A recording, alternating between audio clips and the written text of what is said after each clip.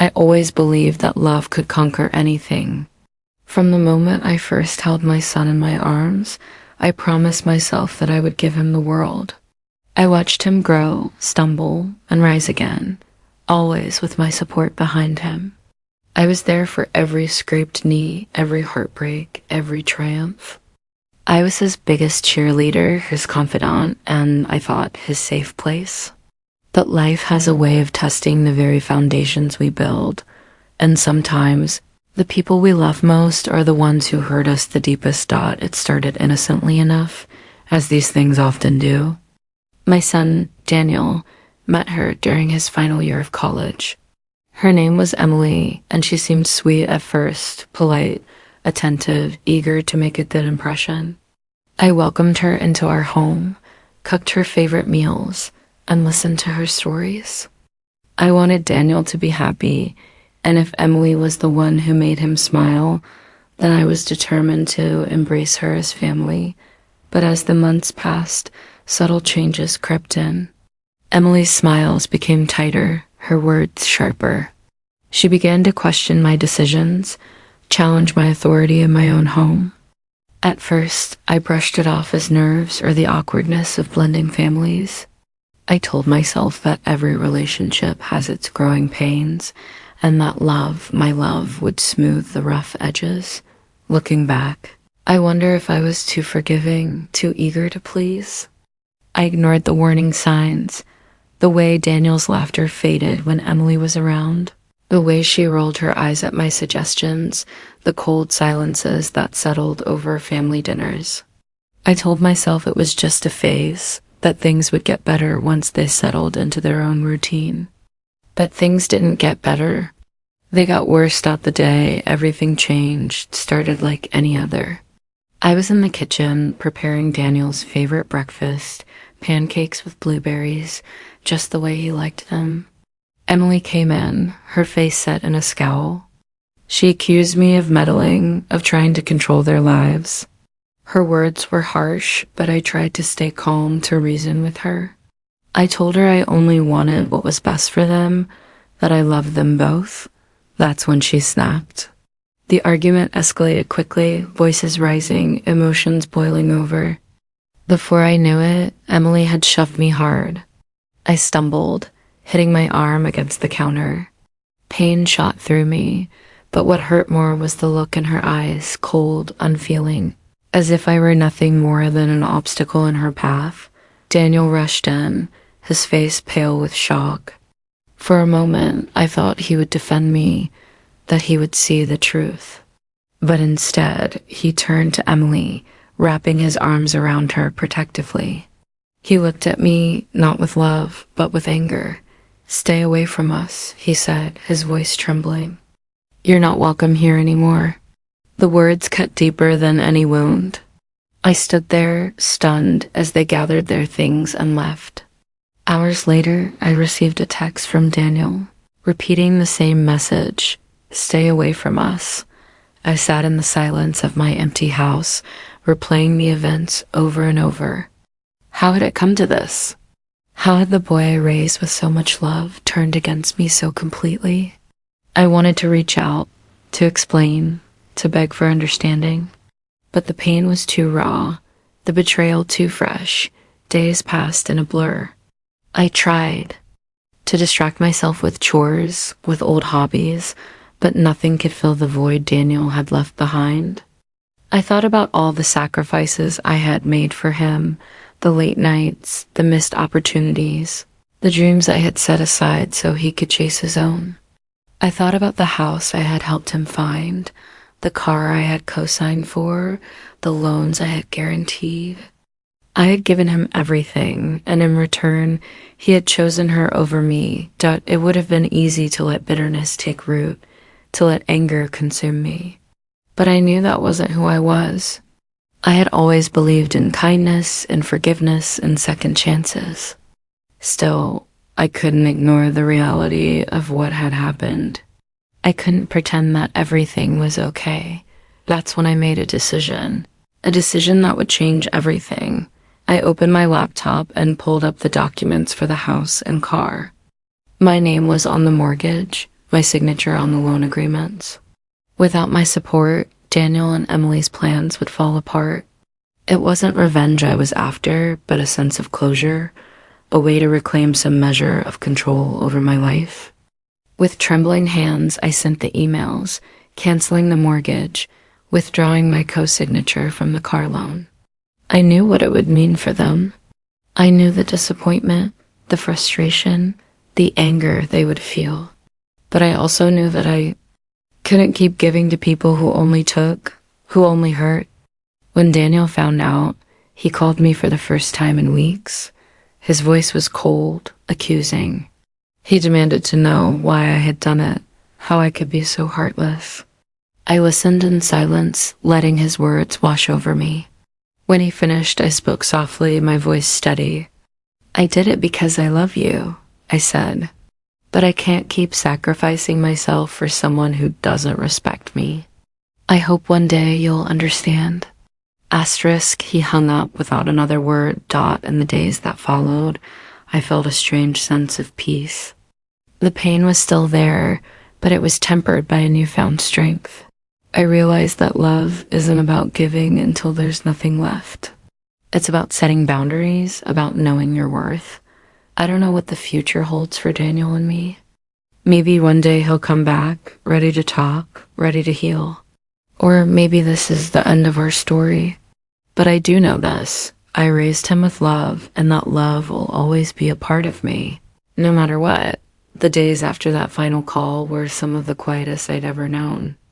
The house, once filled with laughter and the clatter of Daniel's footsteps, now echoed with a stillness that pressed in on me from every side. I found myself wandering from room to room, touching the framed photos on the walls, each one a frozen memory of happier times. There was Daniel at his 5th birthday party, grinning with cake smeared across his cheeks. There he was at his high school graduation, cap askew, eyes shining with pride. And there, the two of us on a summer vacation, arms around each other, the world at our feet. How quickly things can change. How fragile the bonds we think are unbreakable. I tried to keep busy, to fill the hours with purpose. I volunteered at the local library, joined a book club, even took up painting, something I'd always wanted to try but never found the time for. The colors on the canvas were bright and wild, a stark contrast to the grayness I felt inside. But with each brushstroke, I felt a little lighter, a little more myself. Still, the ache of Daniel's absence lingered. I wondered if he missed me, if he ever thought about the life we'd shared. I wondered if Emily had told him her side of the story, if he believed her version over mine. The questions circled endlessly, never finding answers. One afternoon, as I was leaving the grocery store, I ran into an old friend, Linda. She took one look at me and pulled me into a tight hug.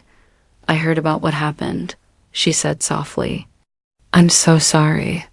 I tried to smile, but the tears came anyway. Linda led me to a nearby bench, and we sat in the warm sunlight, the world bustling around us. "I just don't understand," I whispered.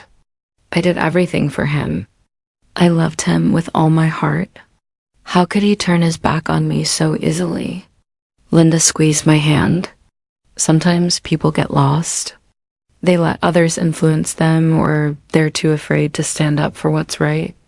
It doesn't mean your love was wasted.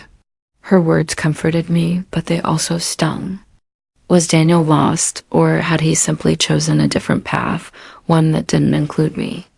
That night, I lay awake, replaying the argument with Emily in my mind. I remembered the anger in her voice, the way she had looked at me as if I were the enemy. I wondered what I could have done differently. Should I have been firmer, set clearer boundaries from the start? Or was I doomed from the moment Daniel fell in love with someone who saw me as a threat? The truth is, I had always put Daniel first. His happiness was my happiness. His pain was my pain. I had sacrificed so much, my time, my dreams, even my own sense of self, because I believed that's what mothers do. But now, faced with the reality of his rejection, I was forced to confront a painful truth. Love, no matter how deep, cannot guarantee loyalty. In the weeks that followed, I began to rebuild my life piece by piece. I reconnected with old friends, spent more time in the garden, and even planned a small trip to the coast. The ocean air was crisp and salty, the waves crashing against the shore in a rhythm that felt both ancient and new. I stood at the water's edge, letting the tide wash over my feet, and felt a sense of release. The pain was still there, but it was softer now, less consuming. One evening, as I was preparing dinner, my phone buzzed with a message. My heart leapt. Was it Daniel? But when I checked, it was from the bank, confirming the cancellation of the mortgage and the denial of the car loan. The finality of it hit me like a wave. There would be no going back, no easy fix. The choices had been made, the lines drawn. I sat at the kitchen table, staring at the message, and thought about all the ways I had tried to help Daniel. I remembered the long nights spent researching loan options, the meetings with realtors, the endless paperwork. I had wanted to give him a head start, to make his life easier. But in the end, my generosity had become a weapon, one that Emily had used to drive a wedge between us. It would have been easy to blame Emily for everything. After all, she was the one who had assaulted me, the one who had poisoned Daniel against me. But deep down, I knew that Daniel was responsible for his own choices. He was an adult now, capable of making his own decisions, for better or worse. That realization brought a strange sense of freedom. I could not control Daniel's actions, nor could I force him to see the truth. All I could do was live my own life with integrity and grace. As the weeks turned into months, I found myself thinking less about what I had lost and more about what I still had. I had friends who cared about me, a community that valued my contributions, and a newfound sense of self-worth. I was more than just Daniel's mother. I was a person in my own right, with dreams and desires of my own. One afternoon, as I was tending to my roses, a neighbor stopped by. She admired the blooms, asked for gardening tips, and before long, we were chatting like old friends. It was a small moment, but it reminded me that life goes on, even after heartbreak. I still miss Daniel, of course. I still hoped that one day he would reach out, ready to talk, ready to heal. But I no longer defined myself by his choices. I had learned through pain and loss that love is not about possession or control. It is about letting go, about trusting that the bonds we forge will endure. Even when tested by time and circumstance. As the sun set over the garden, painting the sky in shades of gold and pink, I felt a quiet sense of hope. My story was not over. There were still chapters to be written, still joys to be discovered. And though the road ahead was uncertain, I knew that I would face it with courage and compassion. As the seasons changed, so did I. The pain of Daniel's absence became a dull ache, something I carried with me but no longer allowed to define my days. I found solace in the small rituals of daily life, the morning cup of tea on the porch, the gentle hum of the radio as I cooked, the feel of soil between my fingers as I tended my garden. Each act was a quiet rebellion against despair, a reminder that I could still create beauty, even in the midst of loss. But healing is never a straight line. There were days when the loneliness pressed in, when the silence of the house felt suffocating. On those days, I would find myself scrolling through old messages from Daniel, searching for some sign that he still cared, that the boy I raised was still in there somewhere. Sometimes I would draft long, heartfelt texts, pouring out my feelings, only to delete them before hitting send. I didn't want to beg for love or forgiveness. I wanted Daniel to come back to me of his own accord, to realize on his own what had been lost. One rainy afternoon, as I sat by the window watching droplets race down the glass, I received a call from my sister, Margaret. She lived in another state, and we hadn't spoken in months. Her voice was warm and familiar. a lifeline to a time before everything changed. "I've been thinking about you," she said. "Why don't you come visit for a while? Get away from everything here. It might do you some good." The idea was tempting. I hadn't left town in years, always too busy with Daniel's needs or the demands of daily life. But now, with nothing tying me down, the prospect of a change of scenery felt like a breath of fresh air. A week later, I packed a small suitcase and boarded a train to Margaret City. The journey was long, but the rhythmic clatter of the tracks was soothing. I watched the landscape roll by. Fields, forests, distant mountains, each mile carrying me further from the pain of the past. Margaret greeted me at the station with open arms. Her home was cozy and filled with laughter, a stark contrast to the emptiness I'd left behind. We spent our days exploring the city, visiting museums, trying new restaurants. In the evenings, we would sit by the fire, sharing stories and memories. For the first time in months, I felt truly alive. One night, as we sipped tea and watched the flames dance, Margaret turned to me with a gentle smile. "You know, you're stronger than you think," she said. "What happened with Daniel, it wasn't your fault. You did everything you could. Sometimes people just have to find their own way." Her words echoed in my mind long after I went to bed. I realized that I had been carrying not just grief, but guilt. Guilt for not being enough, for not seeing the warning signs, for not protecting Daniel from the choices that led us here. But Margaret was right. I had done my best. I had loved fiercely and unconditionally. The rest was out of my hands. During my stay, I met some of Margaret's friends, women who had faced their own trials and heartbreaks. Their stories were different, but the themes were the same: love, loss, resilience. We laughed, we cried, we supported each other. I realized that I was not alone in my pain, that there was a whole world of people who understood what it meant to lose someone you love. As my visit drew to a close, I felt a sense of renewal. I was ready to return home, not as the broken woman who had left, but as someone who had found a measure of peace. I hugged Margaret tightly at the station, promising to visit again soon. Back home, the house no longer felt like a prison. It was still quiet, but now the silence felt peaceful rather than oppressive. I resumed my routines, but with a new sense of purpose. I volunteered more, joined a local art class, and even started mentoring young women at the community center. Sharing my story, I found, was a way to heal not just myself, but others who were struggling.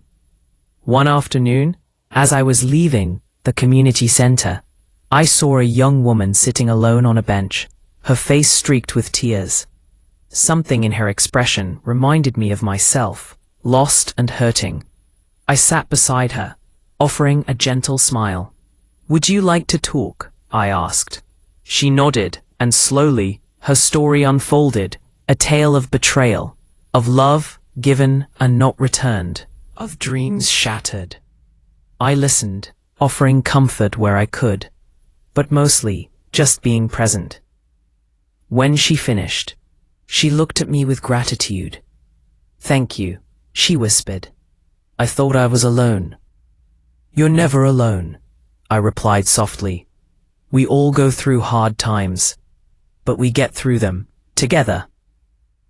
That moment stayed with me.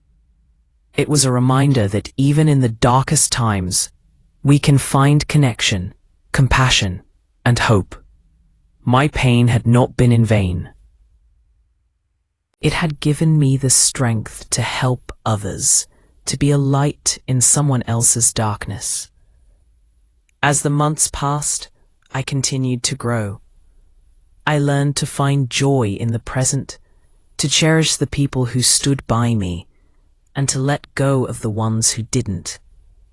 I still thought of Daniel, of course. I still missed him. But I no longer let that longing define me. One evening, as I was closing up the house for the night, I paused by the window and looked out at the stars. I thought about all the ways my life had changed, all the lessons I had learned. I realized that, in some ways, losing Daniel had forced me to find myself. I was no longer just a mother. I was a survivor, a friend, a mentor, a woman with her own story to tell. And though the future was uncertain, I faced it with open arms, ready for whatever came next. The passage of time has a way of softening even the sharpest edges of pain. As the first anniversary of that terrible day approached, I found myself reflecting not just on what I had lost, but on what I had gained. The wounds Emily inflicted had long since healed, leaving only faint scars on my skin. The deeper wounds, the ones Daniel's words had left, were slower to mend, but even they had begun to fade. I had learned to live with the silence, to find comfort in my own company. I had discovered new passions, new friendships, and a new sense of self-worth. Yet as the date drew near, I couldn't help but wonder about Daniel. Did he ever think of me? Did he regret the choices he'd made? Or had he moved on, content in his new life with Emily? One evening, as I was preparing dinner, the phone rang. The sound startled me. Most people texted these days, and unexpected calls were rare. I hesitated before answering, my heart pounding in my chest. "Hello?" I said, my voice tentative. There was a pause, then a familiar voice, older, wearier, but unmistakably Daniel's. "Mum." For a moment I couldn't speak. 1,000 emotions surged through me. Relief, hope, fear, anger. I steadied myself, forcing my voice to remain calm. "Daniel, it's good to hear from you." He was quiet for a moment, and sighed. I know it's been a long time. I just wanted to check in, see how you're doing." I wanted to tell him everything, to pour out the months of loneliness, the nights spent wondering where I'd gone wrong. But I held back.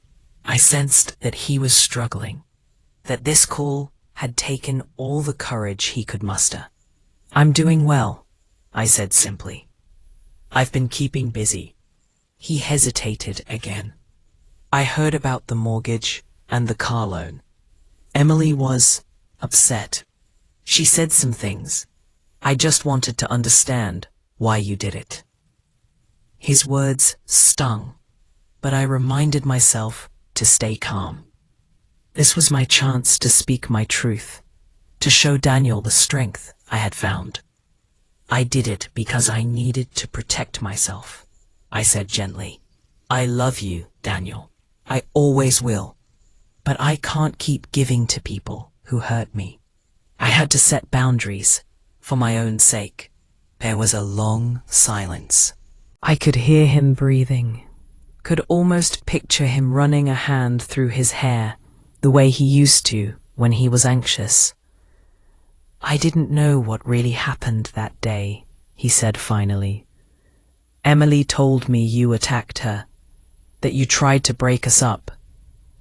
I closed my eyes, the old pain flaring up. "That's not true, Daniel. I never wanted to come between you. I only wanted you to be happy."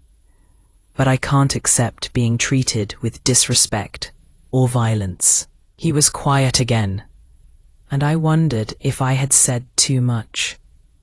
But then, softly, he spoke. "I'm sorry, Mum. I should have listened. I should have asked you what happened." Tears pricked at my eyes, but I blinked them away. "We all make mistakes, Daniel.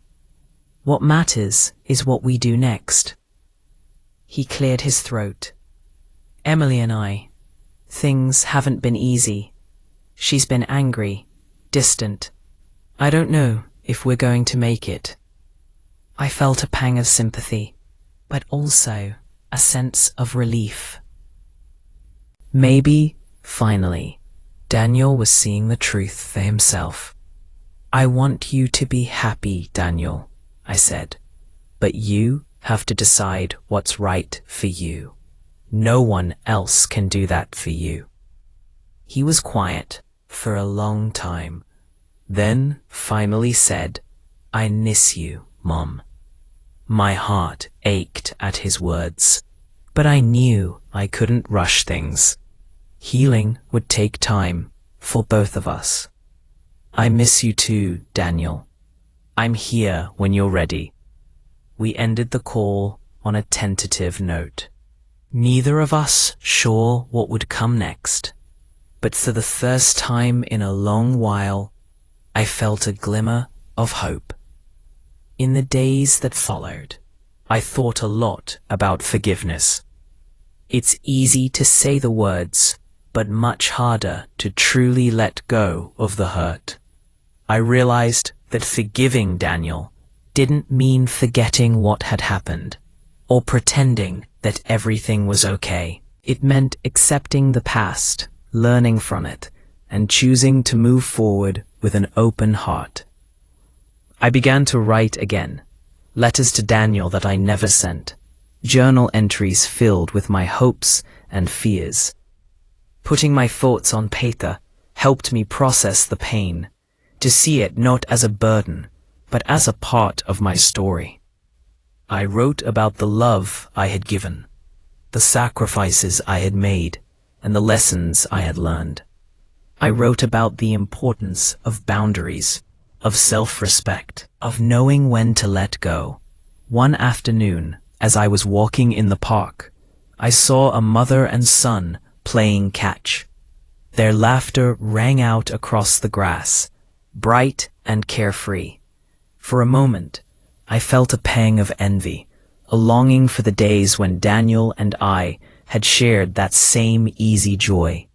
But then I smiled, realizing that those memories were still mine, untouched by the pain that had come after.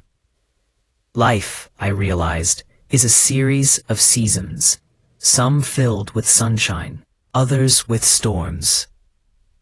We cannot control the weather, but we can choose how we respond.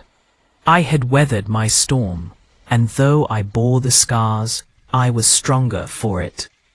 As the sun set, casting long shadows across the park, I felt a sense of peace. My story was not defined by loss, but by resilience. I had raised my son with love, and though he had chosen another path, that love remained, a quiet, steady presence guiding me forward. The days after Daniel's call were filled with a cautious optimism. I found myself replaying our conversation, searching for hidden meanings, for signs that he might be ready to rebuild what had been broken. I didn't want to get my hopes up, but I couldn't help it. The simple fact that he had reached out, that he had listened, was more than I had dared to expect. Still, I knew better than to rush things. Healing, I had learned, was a slow and uneven process. I focused on my own life, on the routines and relationships that had sustained me through the hardest times. I continued volunteering, painting, and tending my garden. Each day, I tried to find something to be grateful for. A blooming rose, a kind word from a friend, the warmth of the sun on my face. One afternoon, as I was pruning the hydrangeas, my phone buzzed with a new message. It was from Daniel. My heart skipped a beat as I read his words. "Can we meet for coffee? Just the two of us." I hesitated for a moment, nerves fluttering in my stomach, but I knew I wanted to see him, to look into his eyes and find the boy I had raised. I replied simply, "Of course. Name the time and place." We met at a small cafe on the edge of town, a place we used to visit when Daniel was younger. As I walked in, I saw him sitting by the window, staring out at the street. He looked older, more tired, but when he saw me, a tentative smile flickered across his face. "Hi, Mum," he said, standing to give me an awkward hug. "Hi, Daniel," I replied, my voice soft. We sat down, and for a moment, neither of us spoke. The silence was heavy, but not uncomfortable. Finally, Daniel broke it. "I've been thinking a lot about what you said," he began. "About boundaries, about respect. I realize now that I let things get out of hand. I let Emily's anger become my own. I'm sorry for that." I reached across the table, taking his hand in mine. "Thank you, Daniel. That means more to me than you know." He looked down, his fingers tracing patterns on the table. "Emily and we're taking a break. She's staying with her parents for a while. I don't know what's going to happen, but I needed some space to think." I nodded, understanding the weight of his words. Sometimes, space is exactly what we need to see things clearly. He looked up, his eyes searching mine. "Do you think you can ever forgive me?" The question hung in the air, heavy with meaning. I thought about all the pain, all the anger, all the nights I had spent wondering if I would ever hear those words. And then I realized that forgiveness wasn't just for Daniel, it was for me too. It was a way to let go of the past, to make room for something new. "I already have," I said quietly. "I forgave you a long time ago. I just needed to learn how to forgive myself too." Daniel's eyes filled with tears, and for a moment, he was my little boy again, vulnerable and in need of comfort. I squeezed his hand, offering the reassurance he had always found in my embrace. We talked for hours, sharing stories, memories, and hopes for the future. Daniel told me about his struggles, his regrets, and his desire to make things right. I listened, offering support, but also honesty. I told him about my own journey, about the strength I had found in the aftermath of our falling out. As the afternoon sun slanted through the windows, I realized that we were both different people than we had been a year ago. We had been tested, broken, and rebuilt. Our relationship would never be the same as it once was, but perhaps it could be something new, something stronger, forged in the fires of hardship. When it was time to leave, Daniel hugged me tightly, holding on a little longer than necessary. "Thank you, Mum," he whispered, "for everything." I smiled, feeling a sense of closure and hope. "I love you, Daniel, no matter what." As I walked home, I felt lighter than I had in months. The burden of anger and regret had been lifted, replaced by a cautious optimism. I knew that there would still be challenges ahead, that healing was a journey, not a destination. But I also knew that I was not alone. Daniel and I had found our way back to each other, not in spite of our pain, but because of it. In the weeks that followed, Daniel and I continued to rebuild our relationship, one conversation at a time. We met for lunch, went for walks, and even cooked dinner together, just like old times.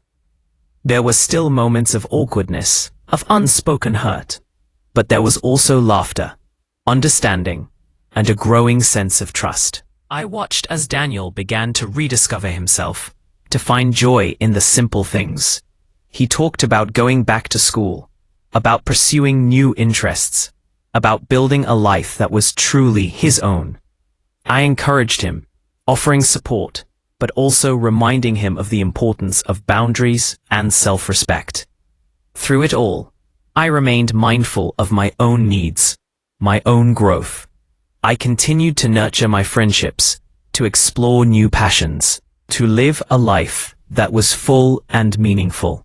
I had learned, through pain and loss, that love is not about sacrificing yourself for others, but about finding balance, about giving and receiving in equal measure. As the seasons shifted once more, I felt a sense of gratitude for the journey I had been on. I had faced heartbreak, betrayal, and loneliness, but I had also found strength, resilience, and hope. I had learned that even when love is tested, it can endure, if we are willing to let go of the past and embrace the future. As autumn arrived, the world outside my window transformed into a tapestry of gold and crimson. The air grew crisp and the days shortened, but inside I felt a warmth that had been missing for so long.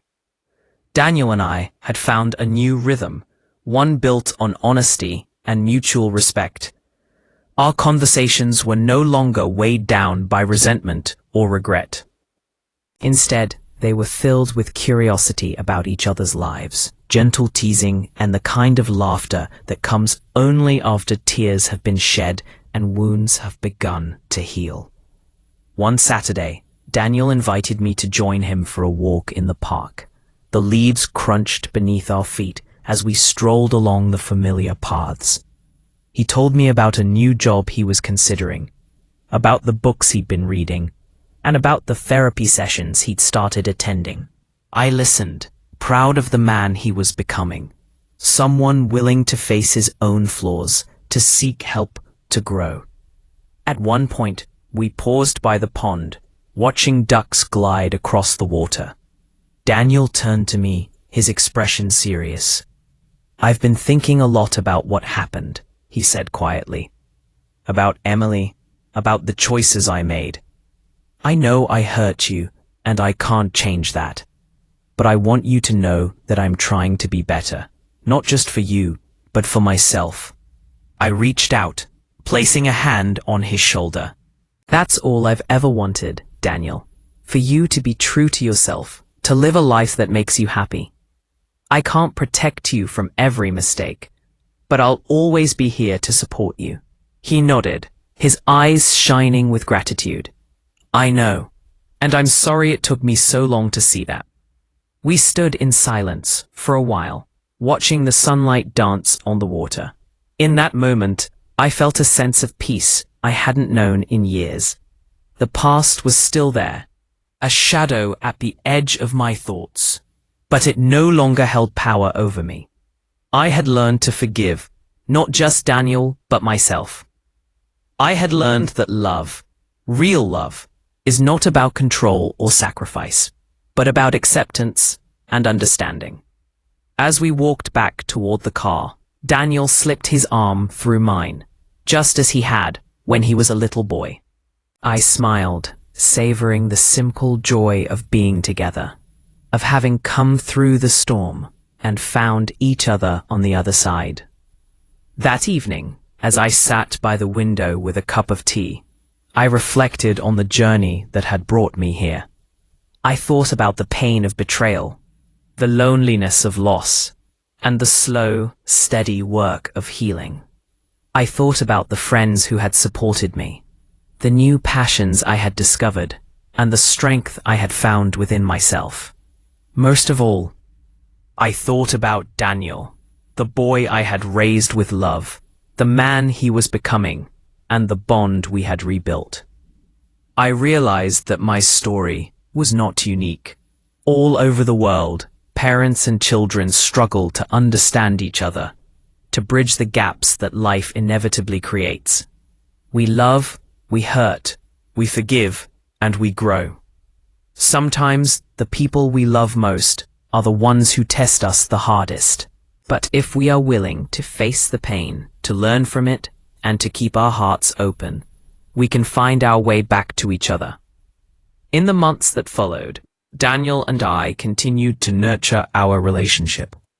We celebrated holidays together, shared meals, and created new memories.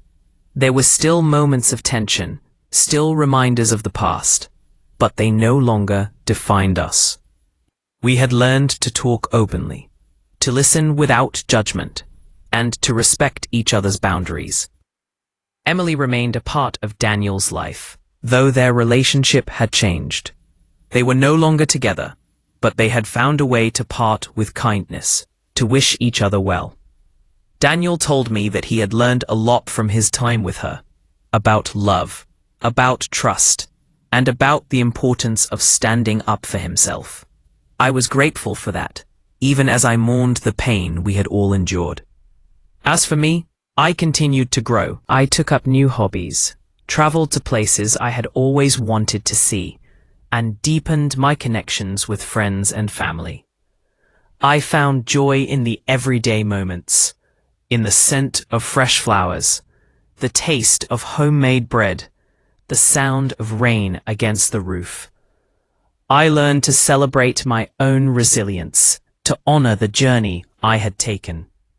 Looking back, I realized that the greatest gift I had given Daniel was not the house, the car, or the financial support. It was the example of unconditional love, the willingness to forgive, to let go, and to start again. I had shown him that it was possible to survive heartbreak, to rebuild trust, and to find happiness on the other side of pain. One evening, as we sat together watching the sunset, Daniel turned to me and said, "Thank you, Mom, for everything.